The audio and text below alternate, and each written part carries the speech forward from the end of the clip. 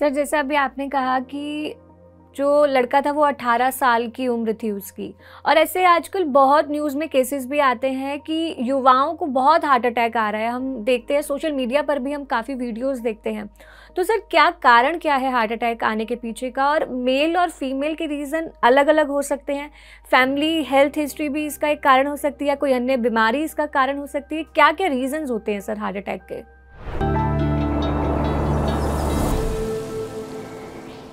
Heart attack में दरअसल में जो हमारे हार्ट के साथ में जुड़ी हुई आर्टरीज और वेन्स हैं, जब उसके अंदर में प्लाक का फॉर्मेशन होने लगता है, तो ये जो प्लाक है ये कोलेस्ट्रॉल, जो बैड फैट्स हैं, ये जमाव होने लगते हैं। कोलेस्ट्रॉल हमारे रक्त की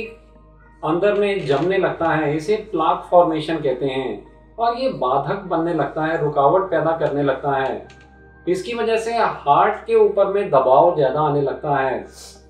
बीपी भी बढ़ जाता है, और कई बार क्या होता है, ये जो प्लाक था ना, ये प्लाक फट जाता है और फिर वहाँ पे क्लॉट बन जाता है, जिसकी वजह से ब्लड सर्कुलेशन हमारे हार्ट तक नहीं पहुँच पाता है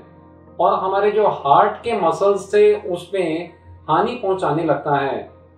और इसके कारण स्वरूप हार्ट अटैक। तो मसल्स जो है वो बार बार बाउंस बैक करते हैं, और वो एंजाइना की पेन तेज तीव्र उस समय पता चलने लगती है। मुख्य तौर पे तो ये प्लाक की फॉर्मेशन जो आर्टरीज में होती है, और जिसकी वजह से रक्त का जो बहाव उसमें प्रॉब्लम पैदा होने लगती है, तो जाकर के कहीं पे हार्ट अटैक की समस्या को जन्म देती है। अब इसके अगर देखने जाएंगे तो फिजियोलॉजिकल कंडीशन, जैसा मैंने अभी बताया, गलत आहार की वजह से, क्योंकि हम बहुत ज़्यादा जंक फूड वेस्टर्न कल्चर से बहुत प्रभावित हैं, स्वाद के पीछे का चलन है, बहुत ज़्यादा एसिडिक फूड हमारे जीवन शैली में अपनाते हैं, और कहीं ना कहीं पे हम अपने अंदर में देखने जाएं तो मन का भी इस पे जो बहुत ज़्यादा, सबसे ज़्यादा तो तनाव का इस पे कारण रहता है, हार्ट पे जो अपना असर बताता है। अगर हम तनाव में हो जाते हैं, से फॉर इंस्टेंस अभी जितने लोग सुन रहे हैं मुझे, वो सब अगर अभी अपना बीपी चेक करें, हो सकता है 120-80 अभी नॉर्मल आता हो, क्योंकि यहाँ पे बातचीत में अपने आप ही हमें लगता है कि हाँ अभी तो बिल्कुल ठीक है, और अभी घर से बाहर पैर रखा, पीछे 4 एल्सेशियन कुत्ते दौड़ते भागते दिखाई देने लगे, तो आप देखेंगे जो पल्स अभी तक नॉर्मल थी वो 100 के ऊपर,